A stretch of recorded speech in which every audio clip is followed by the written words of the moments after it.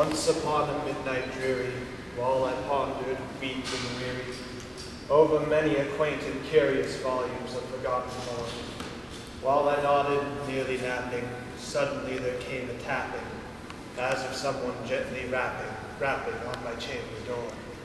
"'Tis some visitor," I muttered, tapping on my chamber door. Only this, and nothing more. Ah, distinctly I remember, it was in the bleak December, and each separate dying ember wrought its ghost upon the floor. Eagerly I wished the morrow, vainly I had sought to borrow from my books surcease of sorrow for the lost Lenore. For what rare and radiant maiden whom the angels named Lenore, nameless here, forevermore. And each silken, sad, uncertain rustling of each purple curtain thrilled me, filled me with fantastic terrors never felt before, so that now to quell the beating of my heart I stood repeating, "'Tis some visitor entreating enters at my chamber door. Some late visitor entreating enters at my chamber door. Only this, and nothing more." Presently my soul grew stronger, hesitating then no longer. "Sir," said I, "or madam, truly your forgiveness I implore. But the truth is I was napping, and so gently you came rapping, and so faintly you came tapping at my chamber door, that I scarce was sure I heard you. Here I opened wide the door. Darkness there, and nothing more." Deep into the darkness peering, long I stood there, wondering, fearing, doubting, dreaming dreams no mortals ever dared to dream before. But the silence wasn't broken, and the darkness gave no token, and the only word there spoken was the whispered word, "Lenore." This I whispered, and an echo murmured back the word, "Lenore." Merely this, and nothing more.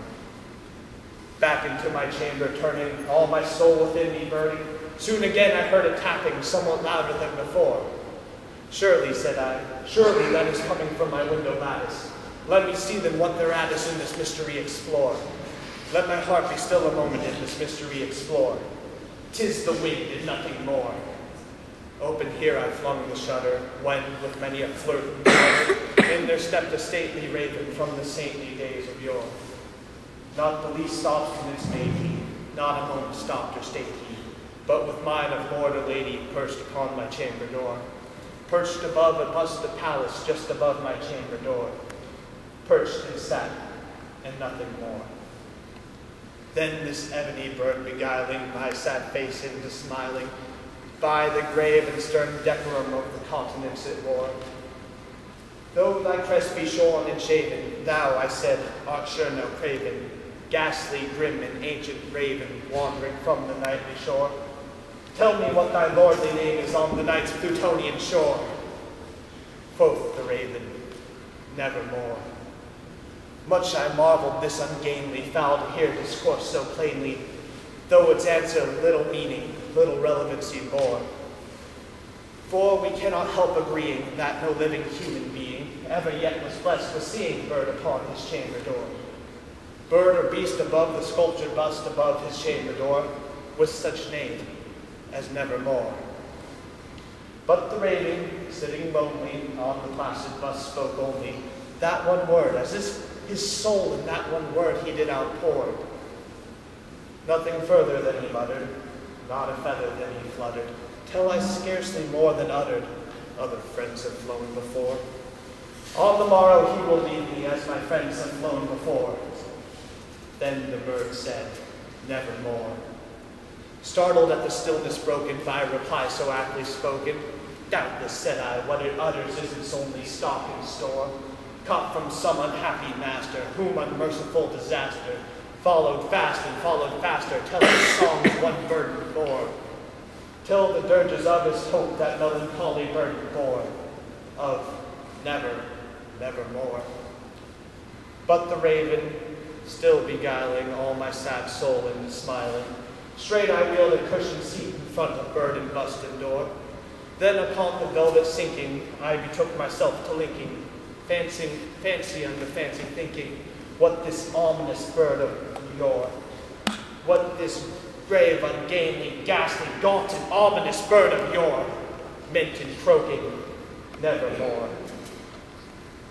This I sat engaged in thinking, but never syllable speaking, to the fowl whose fiery eyes burned into my bosom's core.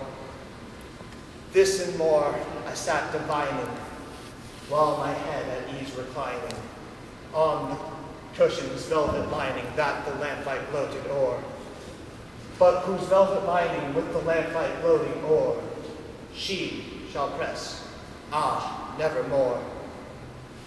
Then methought the air grew denser, perfumed by some unseen censer, swung by seraphim whose footsteps staggered on the floor.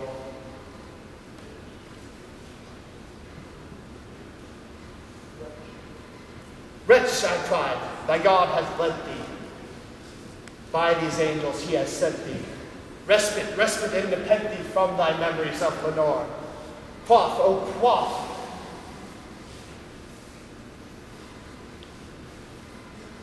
This kind nepenthe, and forget this lost Lenore.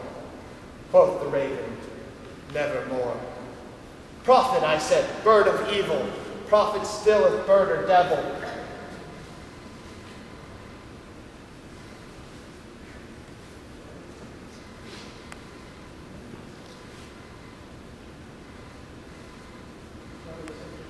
Whether tempter set or tempest put beyond my chamber door,